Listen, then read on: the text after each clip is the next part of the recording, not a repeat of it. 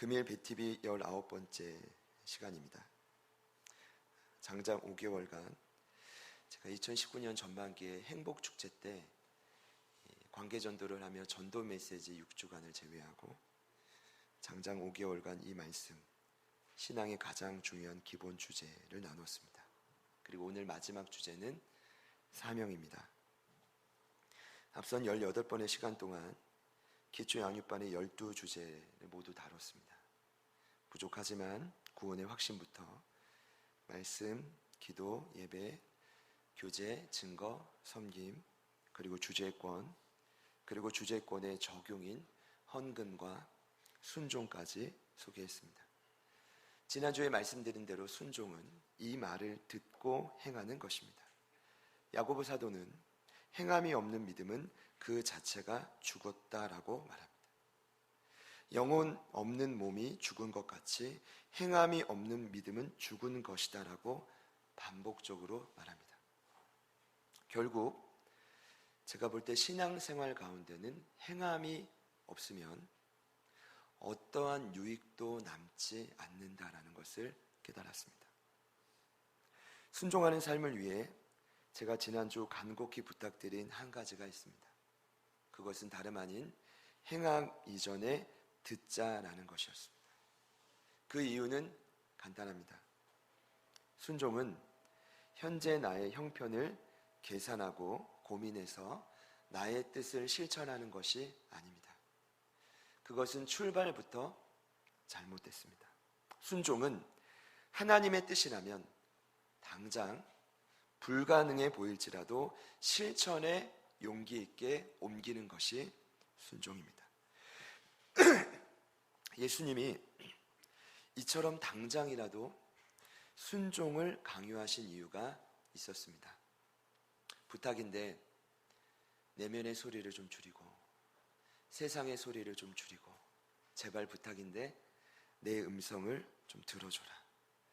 그토록 간곡히 부탁하시며 산상수훈의 결론을 순종으로 매듭 지으신 이유가 있었습니다. 여러분, 그 이유는 예수님을 믿어도 여전히 세상 사람들과 동일하게 내 삶에도 찾아오는 비와 창수와 바람이 나는 고난 때문이었습니다. 여러분, 그래서 순종을 해야 된다는 것입니다. 순종하는 자는, 이 말을 듣고 행하는 자는 지혜로운 자와 같아서 그 인생을 반석 위에 설계한 자와 같다라고 했습니다. 여러분, 그래야 지금 저와 여러분의 삶에 비가 내리고 창수가 나고 바람이 불 때도 저와 여러분은 무너지지 않을 수 있습니다. 여러분, 누가 그러던가요? 예수 믿고 구원받으면 무너지지 않는다고. 거짓말입니다.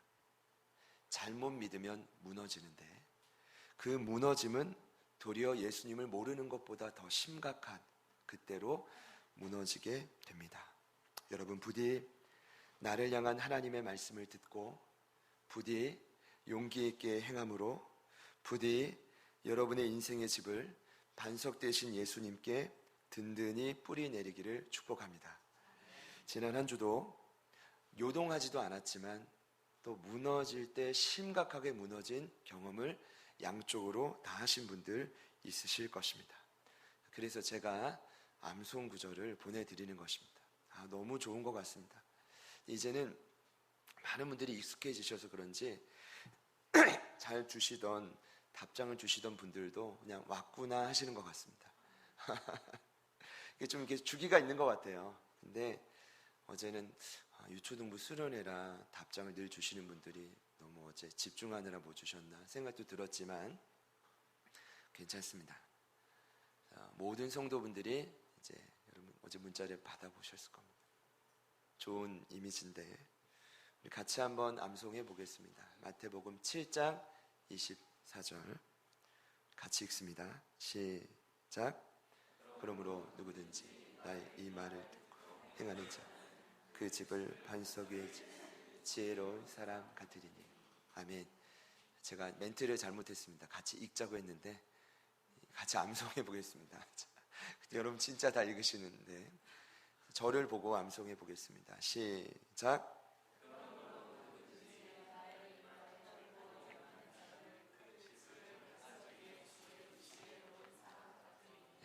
아멘. 네, 다 같이 합니다. 아멘. 네, 금일은 제가 조금 전 말씀드린 대로 마지막 백투 베이직 BTV 주제인 사명입니다. 사명은 문자 그대로 신하로서 왕께 받은 명령을 뜻합니다. 이것을 기독교에 적용해 보자면 이 땅의 유일한 왕이신 예수님께로부터 부여받은 명령을 의미합니다. 저희들은 이 명령을 미션이라고 하고 특별히 유명한 더 그레이트 커미션인 주님의 지상 명령이라고도 말합니다. 예수님은 부활 후 40일 동안 이 땅에 계시며 자신을 배신하고 부르심의 자리를 떠난 제자들을 10번 이상 찾아가셨습니다. 이유는 한 가지입니다. 제자들을 회복시키기 위함이었습니다. 그리고 그 10번 중 절반인 5번의 만남을 통해 지상 명령을 반복적으로 말씀해 주셨습니다. 오늘 함께 읽으신 본문인 마태복음에 나온 지상 명령은 여러분 신약 성경의 순서대로 첫 번째 명령이 아닙니다. 역사 순서가 바뀌어 있는데 5번의 명령 중 가장 첫 번째는 요한복음 20장에 기록된 지상 명령입니다. 그때 제자들은 두려워 문을 닫고 숨어 있었습니다. 여러분 예수님이 무작정 그들에게 다시 세상에 나가서 우리 아까 미나 집사님 찬양해 주셨는데 화목케 하는 명령대로 살아라 이러지 않았습니다. 두려워 떨던 그들에게 이렇게 말했습니다. 에이레네 평강을 너에게 준다. 두려운 자들에게 먼저 필요한 것은 두려움을 극복할 힘을 주는 것입니다. 아주 부드럽게 아주 따뜻하게 그렇게 그들을 격려하셨습니다. 그리고 나서 두 번째가 마가복음 16장입니다. 너희들은 이 유대 땅에만 머물 자가 아니다. 너희들은 온 세상 열방 각국으로 흩어질 하나님의 대사다. 너희는 온 천하에 다니며 만민에게 복음을 전하라. 내가 표적으로 능력으로 너희와 함께 하겠다. 이것이 두 번째 명령이었고 세 번째가 오늘 읽으신 마태복음 28장입니다. 그리고 네 번째와 다섯 번째가 여러분 일전에도 제가 몇 차례 말씀드렸지만 저자인 누가가 동일하게 기록한 누가복음 24장과 사도행전 1장입니다. 여기서 말하는 핵심은 간단합니다. 전 세계를 복음화해야 되는데 우리의 능력으로 되지 않습니다. 결론은 위로부터 내려오는 성령의 충만함입니다. 충만함입니다. 오늘 우리 동건이가 얼마나 충만했는지 얼마나 힘이 됐는지 몰라요. 집사님 화목케 하라고 찬양하고 우리 동건이는 새가죽반 쓰러하는데 충만하라고 중보해주고 할렐루야. 성령께서 일하시고 계십니다. 여러분 그 정 가운데 세 번째 명령이 오늘 읽으신 지상 명령입니다. 세계 복음화를 위한 최선의 전략이 오늘 본문에 담겨 있습니다. 그 전략은 한마디로 제자 삼기, make disciple입니다. 제자 삼기의 핵심은 이 땅을 변화시킬 수 있는 준비된 한 사람, 그 한 사람을 세우겠다라는 것입니다.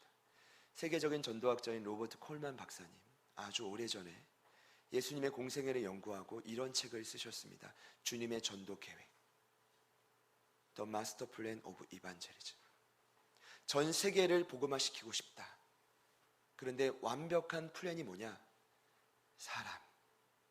그분은 이렇게 말합니다. 전 세계를 복음화시키는 유일한 전략은 돈이 아니다. 건물이 아니다. 어떤 훌륭한 조직 아니다. 준비된 한 사람이다. 여러분 그래서 예수님은 그분의 공생의 시작과 끝을 12명에게 집중하십니다. 왜냐하면 그 12명은 준비된 12명이야말로 예수님이 승천하시고 이 땅에 계시지 않을 때 그분과 동일하게 이 땅을 살릴 유일한 회복의 통로였기 때문입니다. 여러분 그들이야말로 어떤 형편과 상황에 놓여있다 할지라도 주님 뜻이라면 천하보다 귀한 영혼에게 달려가서 세례를 베풀고 내 모든 것을 아낌없이 쏟음으로 가르쳐 지키게 할 도구, 하나님의 일꾼이었습니다. 여러분, 오늘 말씀의 핵심은 간단합니다. 어떻게 하면 우리도 이와 같은 제자로 변화될 수 있는가? 조금 더 진지하게 고민해 보면 어떻게 하면 나도 이제는 머리로만 아는 것이 아니라 주님 주신 사명대로 살 수 있는 참된 그리스도인이 될 수 있는가? 여러분, 잠언 기자는 이런 말씀을 했습니다.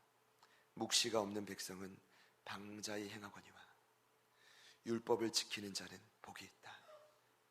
거기서 말하는 묵시는 환상을 뜻하고, 그 뜻은 하나님이 우리에게 환상 가운데 보여주신 비전인 말씀을 의미하는데, 흔히 많은 연구가들이 그 묵시를 이 지상 명령으로 대입합니다. 한마디로 예수님이 우리에게 마지막으로 주신 지상 대명령. 여러분, 이 잠언 기자의 말은 간단합니다. 사람은 사명대로 살지 않으면 그 인생의 끝은 결국 방자히 행한다는 것입니다. 방자히, 어떤 뜻이냐면 제멋대로 거리낌 없이 살다가 결국 망하는 인생이라는 뜻입니다. 저는 여러분의 인생을 책임질 의무를 이 땅에서 가진 자입니다. 여러분, 그렇게 믿으시죠? 그렇기 때문에 오늘을 기점으로 저는 여러분들이 절대로 그 인생의 끝자락이 방자히 행하는 인생이 아니기를 간곡히 기도하는 마음으로 이 자리에 섰습니다. 여러분, 어떤 인생은 그 끝이 보입니다. 왜입니까? 묵시가 있어도 그 사명대로 살지 않기 때문입니다. 사명대로 사는 것처럼 포장된 것처럼 보여도 사실 그 중심에는 사명이 없기 때문입니다. 부디 오늘 이 시간을 통해 저와 여러분의 인생의 방향이 수정될 수 있기를 축복합니다. 우리 옆에 있는 분들께 이렇게 진지하게 한번 축복해 봅시다. 지금 많이 어렵지만, 지금은 보이지 않지만 당신도 사명대로 살게 될 것입니다. 이게 주님의 전략입니다. 성령을 우리 안에 주셔가지고 벗어나려고 치면 찌르고 넘어뜨리고 다시 한번 이 예배의 자리로 끌어오고 잊을라 치면 또 듣게 하시는 것이 우리 주님의 전략입니다. 여러분, 제가 이 사명을 마지막 시간에 넣은 것도 전략입니다. 그렇게 하시고 오늘 말씀 볼 텐데, 여러분, 오늘 이 마태복음에 나온 지상명령에 어떻게 하면 나도 이런 제자가 될 수 있는가? 제자 삼기도 전략이지만 제자 삼기에 두 가지 전략이 또 나옵니다. 첫 번째가 19절에 나와 있습니다. 우리 같이 한번 19절 말씀을 한 번 더 읽어보겠습니다. 시작. 그러므로 너희는 가서 모든 민족을 제자로 삼아 아버지와 아들과 성령의 이름으로 세례를 베풀고. 여러분, 첫 번째 전략은 가서 세례를 베풀고 가르쳐 지키게 하는 것이 아닙니다. 첫 번째 전략은 그러므로 너희는 입니다. 뭐라고요? 그러므로 너희는. 여러분, 여기서 말하는 너희는 세상 사람을 의미하지 않습니다. 여기서 말하는 너희는 조금 예수 믿은 지 약간 좀 닳고 다른 분들입니다. 여기서 말하는 너희는 정확히 말씀드리면 예수님과 3년 동안 훈련 받은 너희입니다. 이미 오랜 기간 훈련을 통해 변화와 때로는 실패를 수없이 맛보았던 너희를 의미합니다. 제가 고민을 많이 했습니다. 제가 이 말씀을 수없이 전했고 묵상했지만 하나님이 저에게 새롭게 주신 감동이었습니다. 무슨 말이냐면, 오늘 이곳에 있는 저희들이 여기서 말하고 있는 너희로 준비되지 않으면 사명대로 살 수 없다는 것입니다. 제가 다시 연구했습니다. 하나님, 이 말씀에서 말하고 있는 너희가 되려면 어떻게 준비되어야 됩니까? 그리고 성경을 보고 책을 보고 3년 동안 제자들이 정말 다채롭게 훈련받았더라고요. 예수님과. 그 예수님과 함께 했던 사복음서를 다시 연구해 보니 그 3년 동안 함께 했던 모습을 크게 4가지로 나눌 수 있었습니다. 첫 번째는 콜링인 부르심입니다. 여러분, 이것이 시작입니다. 여러분, 과거 언젠가 하나님께서 은혜로 여러분들을 하나님의 자녀로 부르셨던 경험이 있으셨을 것입니다. 12명도 마찬가지였습니다. 그런데 12명을 자세히 보면 예수님이 순서대로 부르셨습니다. 이유는 정확히 모르지만 의미는 있었다고 봅니다. 가장 먼저 부른 자들이 누구냐 하면 베다니에서 세례 요한의 부흥의 현장이 끝마쳐질 때쯤 예수님이 요한과 안드레를 부르셨습니다. 신기한 건 첫 번째 이 2사람을 부르자 그중 한 사람인 안드레는 형제 베드로를 전도했습니다. 자, 그리고 나서 그 다음 예수님이 갈릴리로 가실 때 빌립이라는 자를 부르셨습니다. 그리고 나서 빌립은 요한복음 1장을 보니 나다나엘을 불렀습니다. 그리고 나서 이거 참 신기한데 앞서 불렀던 어부들을 4명의 어부들을 다시 초청합니다. 그때 누구를 부르냐면 요한의 형제인 야고보를 부릅니다. 이런 마음 주셨습니다. 어떤 분들은 한 번만 불러도 가겠습니다 하고 가는 분이 있고 어떤 분들은 이렇게 재차 강력한 사명의 도전을 주셔야 되는구나. 왜냐하면 어떤 분들은 우린 다 고집이 있지만 어떤 분들은 좀 진짜 강력한 분들이 있더라고요. 이런 분들은 하나님이 분명히 예전에도 만나주셨지만 또다시 만나주실 때 그 틈에 껴서 불러준 제자가 야고보였다라는 것입니다. 그리고 몇 달 후 예수님께서 또 이제 길을 거니시다가 가버나움을 지나가실 때 마태를 불러주십니다. 그리고 나서 이제 더 이상 성경에는 내용이 없습니다. 나머지 12명. 중요한 건 12명을 부르신 콜링하는 장면이 다 달랐다는 것입니다. 중요한 건 오늘 저와 여러분을 과거에 하나님의 자녀로 부르신 하나님의 방법과 계획이 달랐다는 것입니다. 근데 이 12명을 그분의 공생의 첫 사역 시작할 즈음에 부르셨습니다. 우리 창우 전사님은 제천 출신이고 우리 윤영 전사님은 땅끝 마을 진도 출신이고 우리 종현 선생님은 인천 토박이다. 뭐 이런 의미입니다. 제가 더 말씀드리지 않아도 저는 대한민국 곳곳에 부모님을 따라 이곳저곳 살았고 저희 아내는 논산 토박이다. 뭐 각자 부르신 자리와 환경이 다른 것입니다. 중요한 건 부르심을 받았다면 그때부터는 3년 훈련을 같이 받습니다. 여러분 3년의 시간 동안 다채로운 과목의 훈련을 받습니다. 로버트 콜만 박사님은 이 훈련을 6가지 과목으로 이렇게 정리했습니다. 동거, 성별, 부녀, 시범, 위임, 감도. 여러분 이거 어렵지 않습니다. 동거는 뭡니까? 예수님이 12명과 그때부터 같이 먹고 지내고 살기 시작한 것입니다.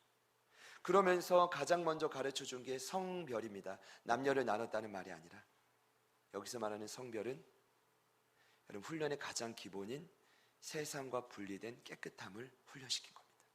죄에 대한 훈련, 죄에 대한 묵상. 결국 훈련은 너 자신과의 싸움임을 가르쳐 주면서 조심스럽게 자기만 할 수 있는 그 사역을 제자들에게 맡겨주십니다. 섬길 수 있도록. 그러면서 그냥 맡기고 끝난 게 아니라 예수님은 그 제자들 앞에서 직접 시범을 보여주십니다. 그리고 한번 따라해봐라. 그리고 따라할 때 또 넘어지는 제자들 뒤에서 감독을 해주십니다. 이것이 3년 동안 그들이 훈련받았던 다채로운 과목이었는데 여러분 최종 마지막 시험인 십자가라는 결정적인 순간 그들이 3번째로 경험한 건 배신이었습니다. 같이 한번 따라합시다. 배신과 상처. 그러므로 너희는으로 우리가 변화되려면 배신을 해봐야 됩니다. 그래서 여러분 부탁드리고 싶은 건 여러분 일제히 하지 않으셨으면 좋겠습니다. 제가 저희 공동체는 감당할 수 없고 저희 훈련 때 얼마 전에 십자가 훈련 때 청년들에게 이렇게 말했습니다. 언젠간 너희들이 나에게 큰 소리를 칠 때가 있을 것이다. 지금도 물론 무언의 압박을 합니다. 제발 우리한테 잔소리하지 말라고. 바빠 죽겠으니까 더 이상 말하지 말라고. 뭐 그뿐이겠습니까? 저는 그런 마음이 있습니다. 그냥 때론 이러다가 한참은 또 떠나 있겠구나. 근데 그러다가 돌아오면 참 감사하겠다. 왜냐하면 이것도 예수님이 3년 동안 제자들과 함께 했던 훈련의 중요한 과목 중에 하나였습니다. 결정적인 순간 주님의 뜻을 거역해 보는 경험.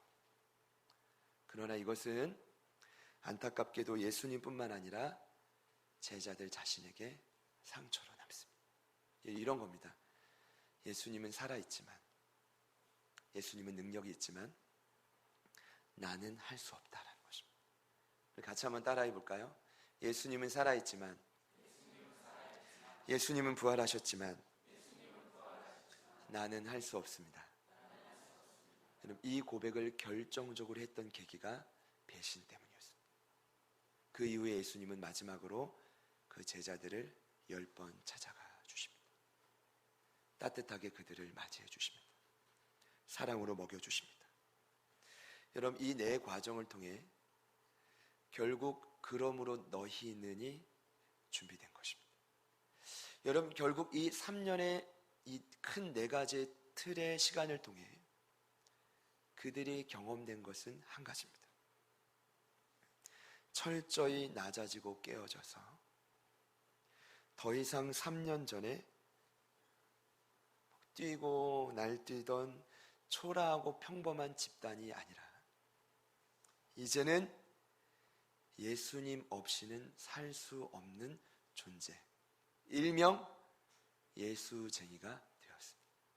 근데 문제는 거기까지입니다. 나 한 사람은 예수 없이 살 수 없는 존재는 되었습니다. 그러나 거기까지입니다.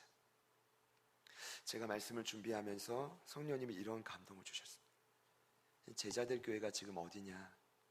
어디까지 왔냐? 조금 인심을 쓴다면 그래도 주님 여기까지는 오지 않았습니까? 과거의 수많은 상처, 때로는 배신, 때로는 하나님을 만난 감격, 그 체험, 그래서 결국 예수 없이는 살 수 없는 존재는 됐어요. 근데 문제는 뭐냐 하면 거기까지.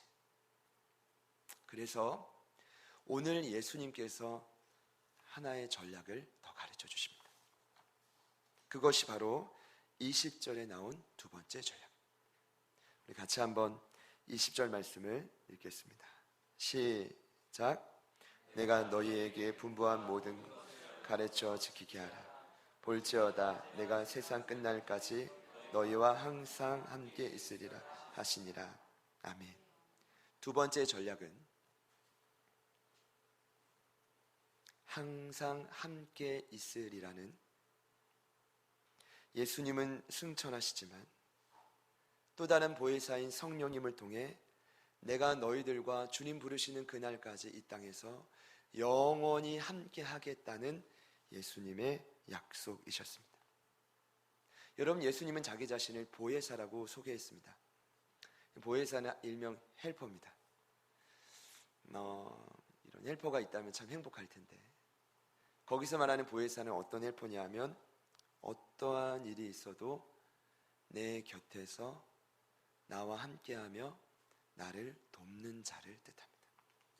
근데 이런 예수님이 떠나가는데 예수님은 전혀 걱정하지 않습니다. 왜냐?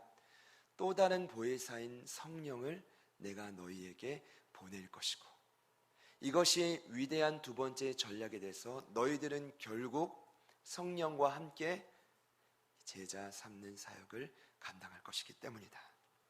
여러분, 실제로 예수님이 마태복음 말씀에서뿐 아니라 이미 제자들과 헤어지는 마지막 설교에서 이렇게 말씀하셨습니다. 몇 구절만 말씀드리면 이렇습니다. 요한복음 14장 16절. 내가 아버지께 구하겠으니 그가 또 다른 보혜사를 너희에게 주사 영원토록 너희와 함께 있게 하리니. 14장 26절. 보혜사 곧 아버지께서 내 이름으로 보내실 성령, 그가 너희에게 모든 것을 가르치고 내가 너희에게 말한 모든 것을 생각나게 하리라. 16장 7절. 그러나 내가 너희에겐 실상을 말한다.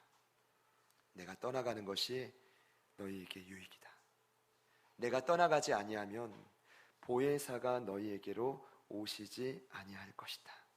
그러나 내가 가면 그가 그를 너희에게 보낼 것이다.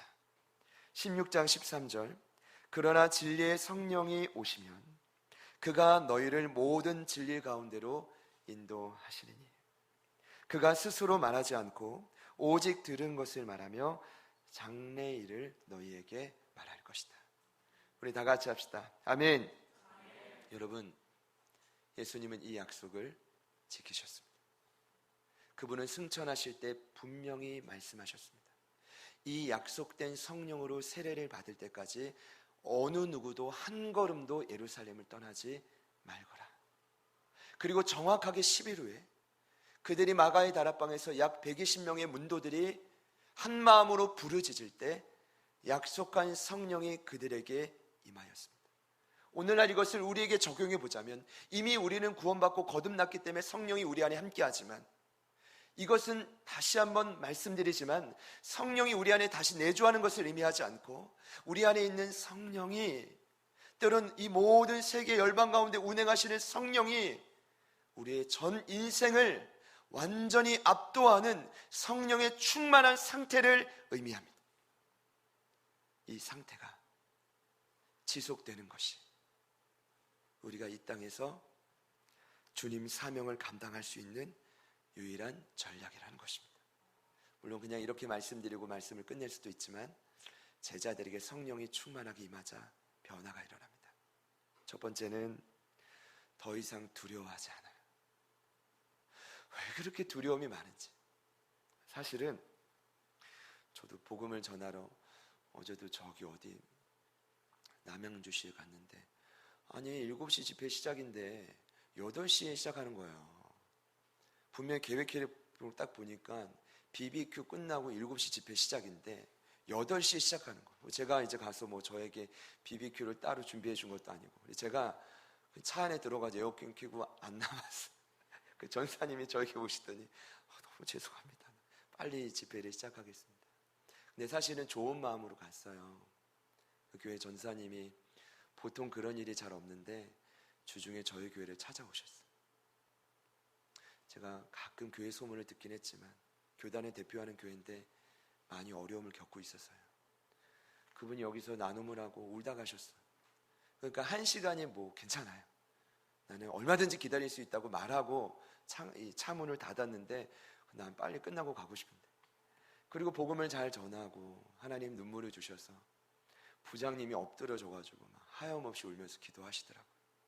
그 뒤에 코수염을 기르신 분은 총무님, 그리고 또 어떤 할머님 선생님 한 분 계시고 반드시 하나님이 이 교회 고등부와 여기 학생보다 선생님들이 더 많이 왔어요. 반드시 부흥을 주실 거라고. 그리고 나서 이제 그 밤에 산을 내려오는데 거북 기어오듯이 내려왔어요. 그 전사님이 저에게 예언을 해요. 어제 저희 봉고차가 내려가다가 사고가 났습니다. 이런 얘기 왜 해요? 근데 제가 복음을 전하고 내려가는데 두렵고 떨리는 마음으로 떠는 마음. 제가 그랬어요. 하나님, 저도 오늘 그냥 당하동에서 주일을 맞이하고 싶다고. 근데 여러분, 솔직한 마음에 그렇게 복음 전하는 부탁을 받으면 거부할 수가 없어요. 제가 받은 복음을 아낌없이 나누어야 되기 때문에. 할렐루야. 그런데 두려워요. 그래서 기도가 많이 필요해요. 승리하고 왔지만 제가 제자들을 보며 위로를 받아요. 성령이 충만하게 임하자 그들이 갑자기 문을 뻥 차고 나가서 담대히 외치기 시작합니다. 하나님이 하셨던 그 크신 위대한 일을 각 나라 방언으로. 근데 그 복음의 핵심이, 그 방언의 핵심이 복음이었습니다. 3,000명이 회심하고 5,000명이 회심하고 교회가 생겨나고. 여러분, 더 놀라운 건 성령이 그들에게 임하자 그들이 유식한 자들이 아닌데 3년 동안 다채로운 과목을 통해 배웠던 모든 내용들이 적재적소에서 생각이 나요. 참 신기하죠? 오늘 1부 예배 때 기다리시던 정영수 전사님 오셨어요. 저한테 제발 광고하지 말라고. 근데 오늘 결단하시고 드디어 서울에서 택시를 타고 오셨어요. 오늘부터 한 가족이 되셨고, 제가 2009년에 논산을 떠나서 부천에 올라올 때부터 연이 되어서 지금까지 중보해 주시던 분인데, 오늘은 이제 오후 일정이 있어서 일부 예배에 오셨더라고요. 근데 끝나고 나서 전사님 그냥 가지 마시고 우리 은숙 집사님 같이 기도할 때 같이 기도해달라고. 그랬더니 제가 사실은 은숙 집사님이 성별이 다르니까 평소에도 기도해주고 싶어도 손을 잡고 뭐 포옹하고 이러면 큰일 나잖아요. 그럼 그래도 돼요? 큰일 납니다. 이게 아무리 좋아도 성별을 뛰어넘는 건 조심스러운데, 아니 전사님이 울면서 집사님의 손을 잡고 안아주시는데 집사님이 평소보다 더 많이 우시는 거예요. 할렐루야. 그러면서 하시고 싶었던 메시지를 막 전하시는데, 끝나고 이제 그 집사님을 배웅하는데 또 불러서 우리 이제 경준 형제님, 추수함을 집안자, 곧 있으면 결혼하고 뭐 이렇게 제가 막 나눴더니 아들의 손을 잡고 막 안아주시고, 성령께서 전사님의 마음을 통해 계속 감동하시더라고요. 이게 성령이 하는 일입니다. 미리 준비하고 짠 계획이 아니어도 성령님이 임하면 우리에게 해야 될 말과 뜻을 생각나게 하시죠. 늘 우리 장로님만 계셨는데 파트너가 생기단 말이에요. 할렐루야. 성령이 하시는 일이 또 한 가지 있죠. 우리가 어디로 가야 될지를 가르쳐줘요. 마치 빌립 집사님이 그 사도행전 7장에 초대교회 첫 번째 박해가 있을 그때 스데반 집사님 돌에 맞아 죽을 때 아마도 울면서 고향을 떠났을 것입니다. 이민생활. 그때 성령님이 이끌으심에 따라 어디로 갔죠? 사마리아 땅. 복음의 황무지인 그 땅에 복음이 떨어지자 그 큰 성이 기뻐하자마자 자신이 그 영광을 취하지 않고 어디로 갔죠? 광야로. 그냥 광야로 간 거예요. 성령의 이끌으심을 따라. 그리고 거기서 누구를 만났습니까? 이디아피아 내시인 간다게를 만나서 복음을 전하고 세례를 베풀기 시작합니다. 여러분, 지금 우리에게 필요한 전략 무엇입니까? 제자들과 동일하게 과거 우리의 삶에 있었던 수많은 상처와 아픔이 있지만, 여전히 그것이 해결되지 않았지만, 동일하게 이 자리가 마가의 다락방이 돼서 저희가 한마음 한뜻으로 부르짖을 수만 있다면, 성령님은 우리에게 임하셔서 충만함 가운데 성령님의 역사를 통해 살아계신 하나님과 주님이 우리와 함께 하신다라는 것을 지속적으로 확증시켜 주실 것입니다. 그러면 더 이상 저희들은 두려워하지 않습니다. 더 이상 저희들은 지체하지 않습니다. 더 이상 저희들은 무엇을 말해야 될지 고민하지 않습니다. 지난주에 장로님이 제가 교환을 드리지 못했는데도 차랑자 집사님과 저녁 8시에 매일마다 얼마나 신나게 하시는지 있어요. 이게 성령이 하는 역할인 거죠. 할렐루야. 저희들 안에 동일한 역사들이 지속적으로 나타나기를 소망합니다. 근데 제가요, 함께 한다라는 게 오늘 저희들에게 필요한 부분이기 때문에 너무 이렇게 고민을 하다가 하나님이 한 가지 더 가르쳐 주신 부분이 있습니다. 그것은 다름 아닌 목요일과 금요일에 큐티 본문을 통한 깨달음이었습니다. 이것이 함께하는 것이구나라는 것을 깨달은 이유는 시편 115편이 목요일과 금요일의 묵상 본문이었는데, 그 말씀의 배경은 이와 같습니다. 주님 주신 사명대로 살지 못했던 이스라엘 백성이 결국 그 끝은 방자에 행하다가 바벨론 포로로 끌려가는 것이었습니다. 70년 동안 울면서 그들은 회개합니다. 후회합니다. 내가 그때 그렇게 살지 말걸. 그때 하나님 뜻대로 살걸. 조금 힘들어도 내 욕심을 내려놓고 주님 말씀에 순종할걸. 그러다가 하나님이 70년이 지나고 그들을 본국으로 다시금 불러옵니다. 여러분, 본국으로 왔는데 폐허가 된 그 성전을 바라보며 그들의 마음은 기쁨도 잠시, 모든 인생의 소망이 사라지는데, 참 그래도 영적인 지도자들에 의해서 그들이 다시금 무엇을 결정하냐 하면 우리 무너진 성전을 다시 한번 짓자. 이게 바로 2차 성전인 수룹바벨 성전. 가진 것은 없었지만 자신의 모든 것을 들여 성전을 세웁니다. 여러분, 성전을 세운다는 건 오늘 말로 건축하라 이런 말이 아니라, 하나님, 이제는 우리가 예전에는 예배 중심으로 살지 못했지만, 결국 사명대로 살지 못했지만, 이제는 성전을 세움으로 성전을 임하여서 나에게 주시는 하나님의 명령대로 내가 살겠습니다라는 결단 아닙니까? 그 결단을 고백하는 찬양시가 115편이었습니다. 1절에 이런 고백을 합니다. 주님, 이제는 이 영광을 내게 돌리지 마소서. 주님, 이제는 이 영광을 내게 돌리지 마소서. 오직 주의 이름에만 영광을 돌리소서. 예전에 해봤거든요. 주님 영광 가로채 봤더니 끝이 뭐예요? 망하는 것이었어요. 그리고 고백을 하면서 성전을 지으며 하나님이 주신 마음을 이렇게 고백하고 있습니다. 시편 115편 9절부터 11절입니다. 여기 말씀에 함께하는 것이 무엇인지 가르쳐줍니다. 이스라엘아, 여호와를 의지하라. 그는 너희의 도움이시요 너희의 방패시로다. 아논의 집이여, 여호와를 의지하라. 그는 너희의 도움이시요 너희의 방패시로다. 여호와를 경외하는 자들아, 너희는 여호와를 의지하여라. 그는 너희의 도움이시요 너희의 방패시로다. 만약 사명대로 살지 않는 자들은 이 고백에 아무런 감흥이 없을 것입니다.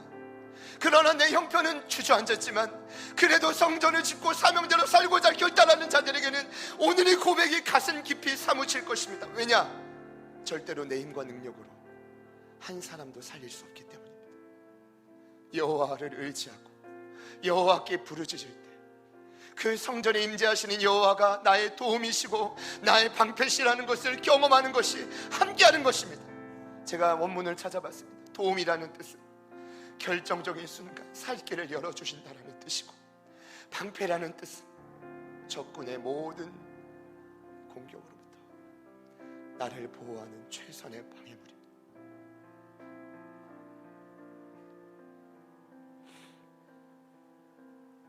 오늘 성령이 우리와 함께 하실 때, 성경은 그 성령은 하나님의 깊은 것도 주관하시는 분이라고 기록합니다. 그분 굉장히 예민하신데 그분만 함께 하시면 지금 우리도 여호와 하나님이 나의 도움이시오 방패인 것을 경험하게 될 것입니다.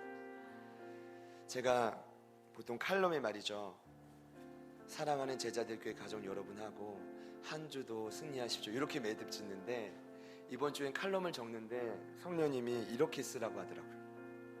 사랑하는 제자들 교회 가족 여러분, 끝까지 함께 하시는 예수님을 의지하여 한 주간이 아니라 주님 부르시는 그날까지, 이 말이 뭐예요?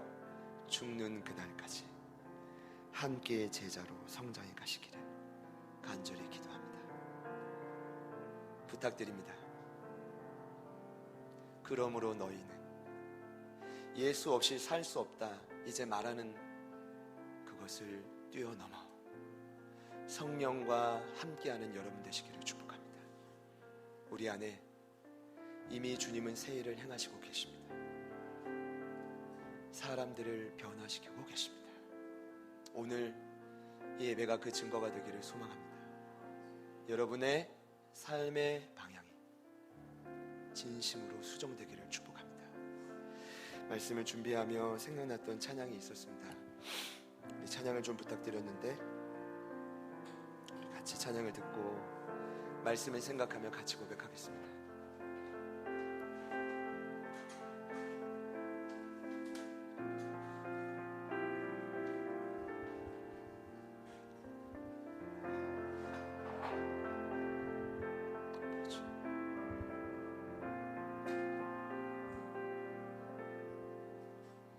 우리가 주 앞에 앉았습니다.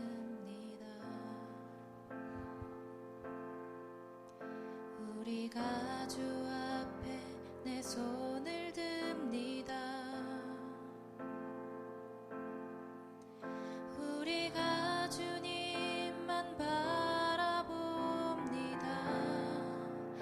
나의 상처를 넘어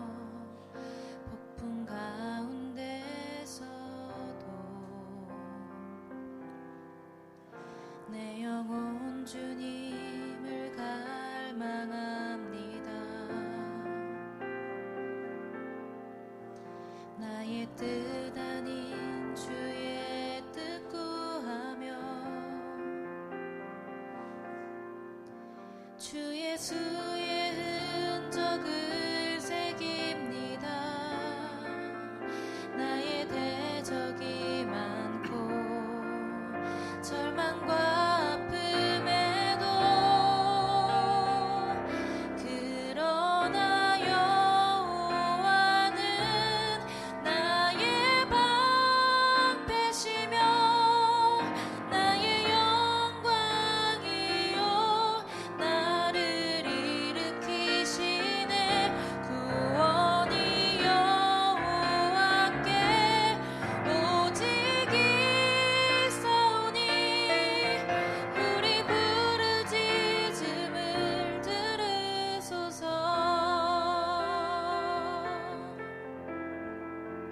다 같이 고백합시다.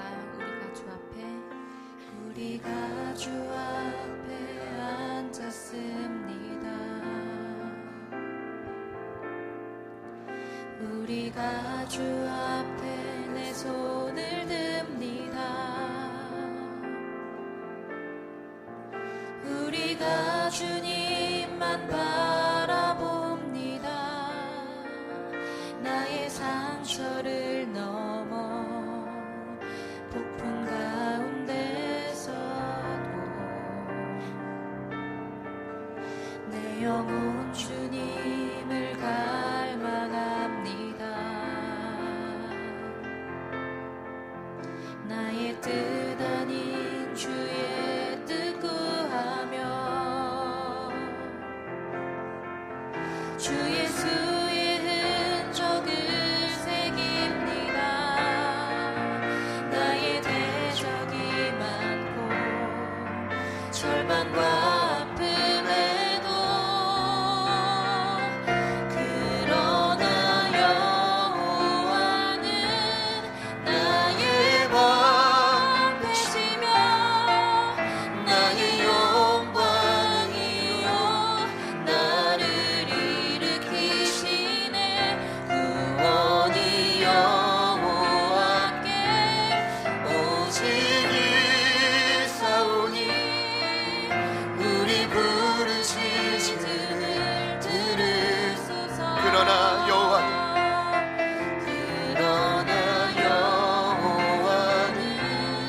나의 방패시며 나의 영광이요 나를 일으키시네. 구원이 여호와께 오직 있사오니 우리 부르짖음을 전심으로 고백합시다. 그러나 여호와는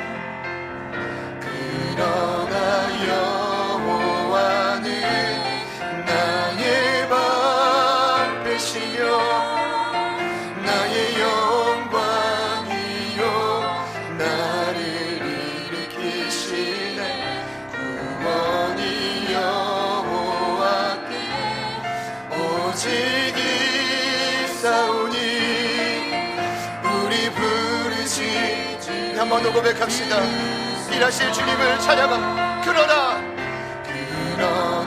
여호와는 나의 방패시며 나의 영광이요 나를 일으키시네. 구원이 여호와께 오직 있사오니 우리 부르짖음을 들으소서. 우리 부르짖음을 들으소서. 우리 부르짖음을 들으소서. 한 가지만 같이 기도합시다. 이미 저희들은 주님을 만났고 배신과 상처도 맛보았고 그것을 뛰어넘는 하나님의 변함없는 사랑도 이제 우리에게 주님이 원하시는 것은 무엇입니까? 이 자리에 머무르는 것이 아니라 나의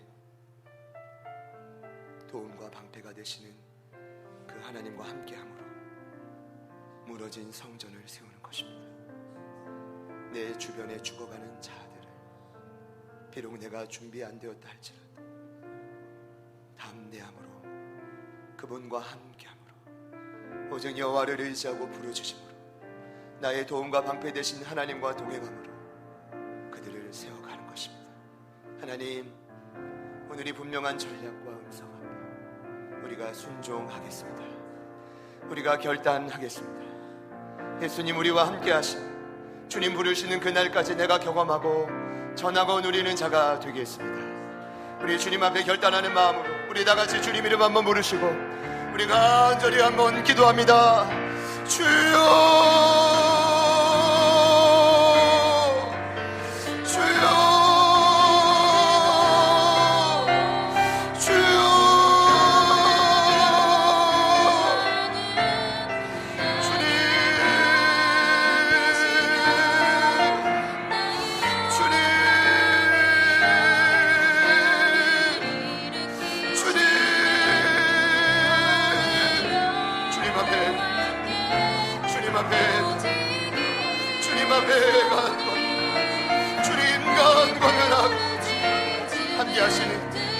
날마다 그 운명을 되시는 하나님, 날마다 내 삶에 경험하게 하여 주시옵소서.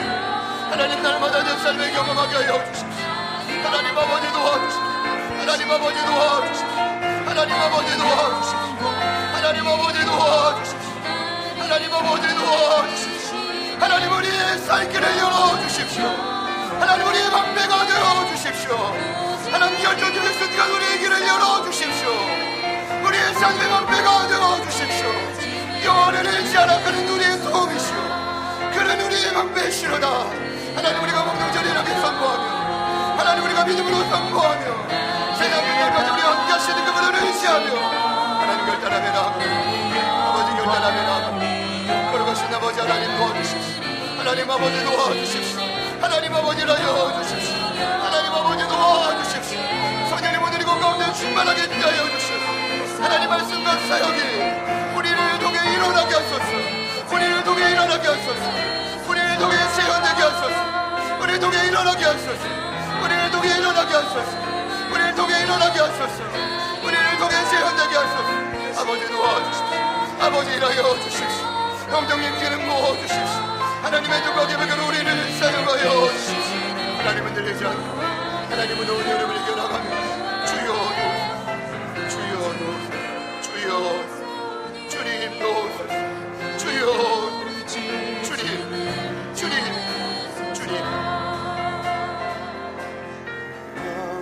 여호와 나의 방패시며 나의 영광이요 나를 일으키시네.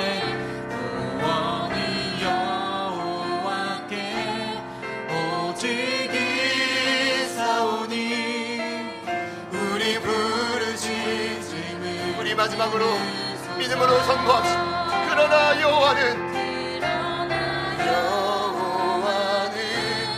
나의 방패시며 나의 영광이요 나를 일으키시네. 구원이 여호와께 오직 이사오니 우리 부르짖음을 들으소서. 성령님 도움을 요청합니다. 이 땅을 살아가다가 결정적으로 살 길이 필요한 분들이 이곳에 계십니다.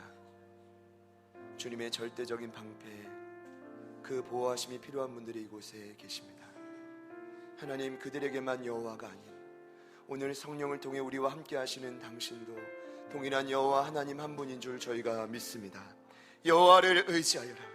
그는 우리의 도움이시오 우리의 방패시로다. 여호와를 의지하여라.